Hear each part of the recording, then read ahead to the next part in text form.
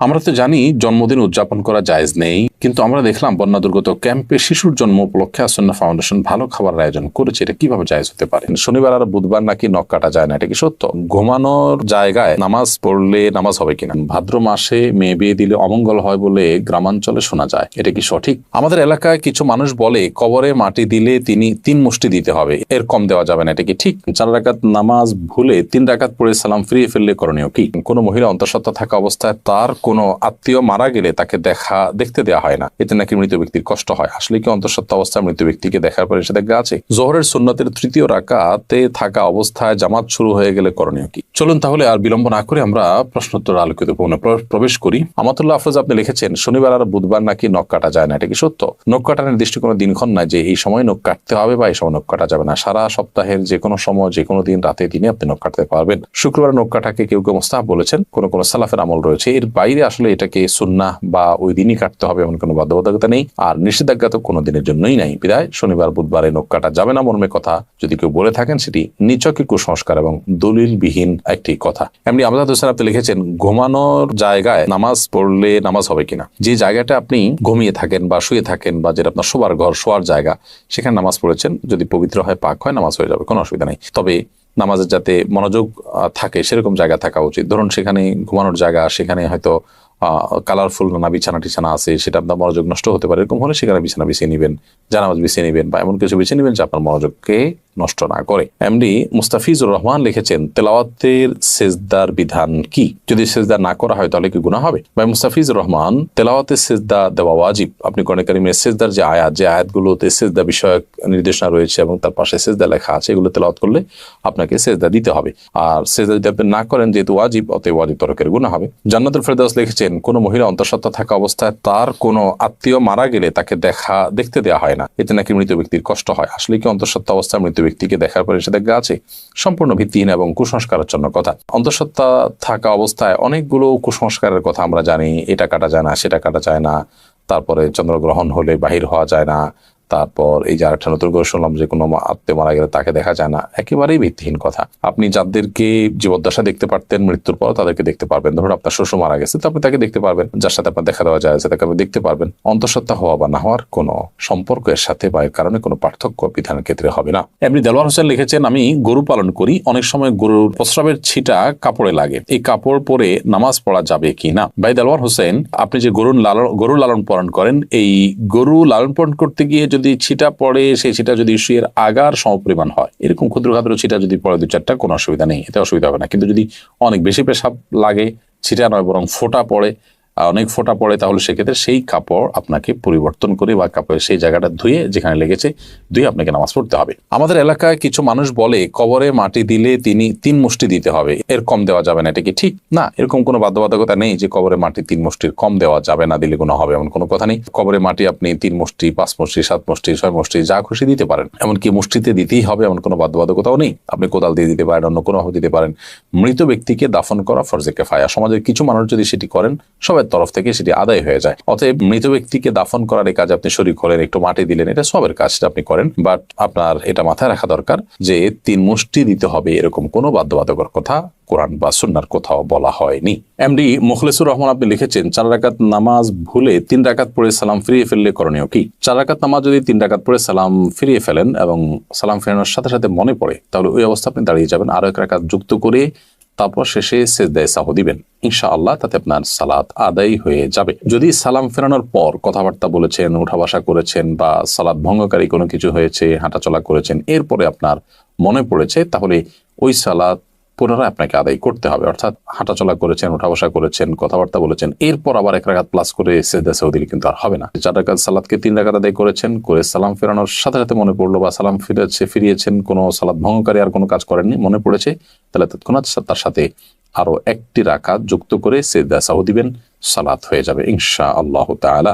SH Mohammad আল জাবির আপনি লিখেছেন, ভাদ্র মাসে মেয়ে বিয়ে দিলে অমঙ্গল হয় বলে গ্রামাঞ্চলে শোনা যায়, এটা কি সঠিক? না, এরকম কোনো কথা নেই। বিয়ের ব্যাপারে এমন কোনো সময় বা এমন কোনো কাল নেই যে সময় কালে বিবাহ হলে কোনো প্রকার ক্ষতি হতে পারে বা উপকার হতে পারে। বিবাহ সব সময় করা যায় এমন একটি বিষয়। শুধুমাত্র হজের এহরামরত অবস্থায় বিবাহ বন্ধনে আবদ্ধ হওয়া নিয়ে উলামায়ে কেরামের ভিন্ন মত আসে, একদল ওলামা ইকরাম জায়েজ বলেন, অন্য দল ওলামা ইকরাম না জায়েজ বলেন। তবে এর বাইরে অন্য বছরের অন্য কোনো সময়, রমজানের বাইরে, কাটা চাঁদ বলে আপনার জিলহজ মাসে, কোরবানিদের মাসে, সে মাসে, কিংবা এই ভাদ্র মাসের কথা আমি নতুন জানলাম, তো এরকম কোনো মাসে বিয়ে করলে কোনো অমঙ্গল হয়, মঙ্গল হয়, এরকম মনে করলে সেটি কুসংস্কার এবং বেদাত হবে। এ ধরনের কুসংস্কারের জন্য বিশ্বাসী হওয়া যাবে না। আফরিদ জাহান লিখেছেন, আমার বাসায় প্রচুর পিঁপড়া, বিশেষ করে রান্নাঘরে কাজের সময় পিঁপড়া কামড়ায় বলে অনেক পিঁপড়া মেরে ফেলি, এতে কোনো গুনাহ হবে কিনা?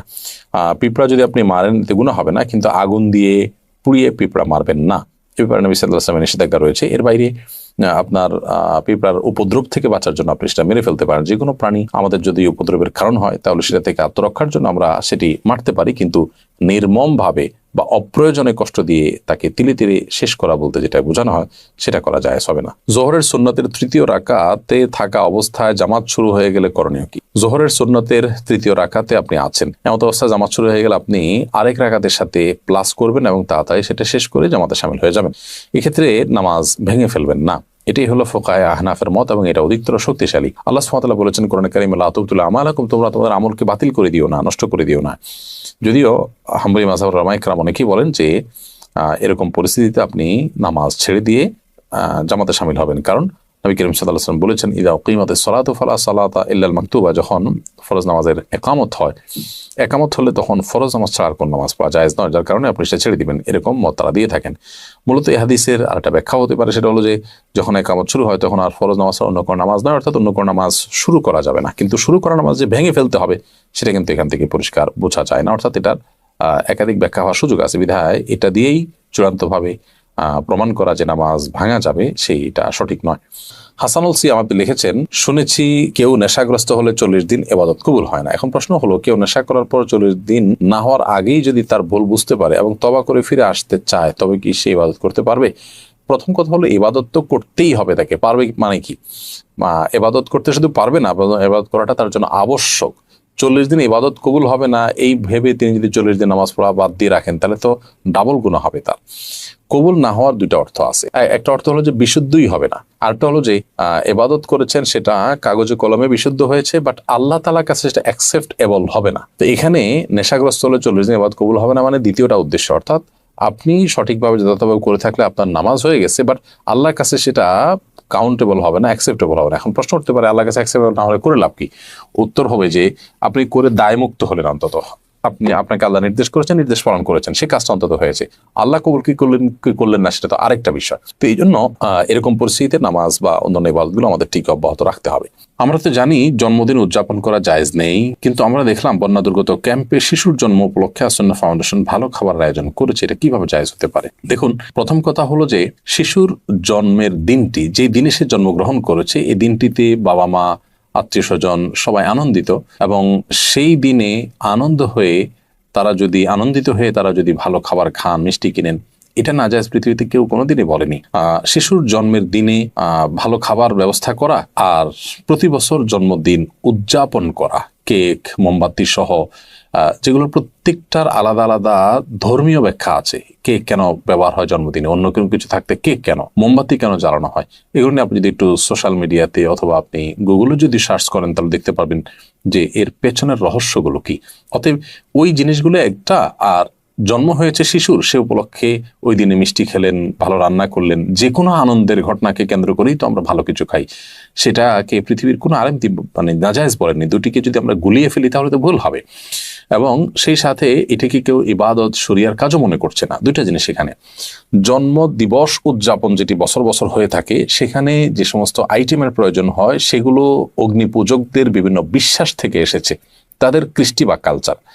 আর যে কোনো আনন্দের বা যে কোনো সুখের কোনো ঘটনা আসলে তখন খুশি হয়ে নিজেরা ভালো কিছু খাওয়া বা খাওয়ানো, সেটাকে পৃথিবীতে কেউ নাজায়েজ বলেনি, এবং দুটি কখনো এক জিনিস নয়। এই পার্থক্যটা আমাদের করতে হবে।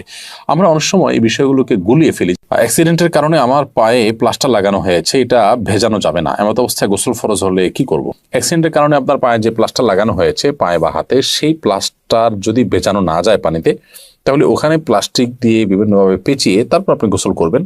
আর যদি সেখানে প্লাস্টিক দিয়ে পেঁচিয়ে গোসল করলেও পানি লেগে যাওয়ার আশঙ্কা থাকে, তাহলে কোনোভাবে কোনো কিছুতে রেখে উঁচুতে, কোনোটা মোড়াতে বা কিছুতে রেখে এরপর আপনি আলতো করে পানি দিয়ে বাকি শরীর ধোবেন এবং সেই ব্যান্ডেজের জায়গাটা বা প্লাস্টারের জায়গাটা ভিজা হাত দিয়ে উপর দিয়ে আপনি মুছে নেবেন। ব্যাস, তাতে ইনশাআল্লাহ আপনার গোসল হয়ে যাবে। একইভাবে আপনি উযুও করবেন।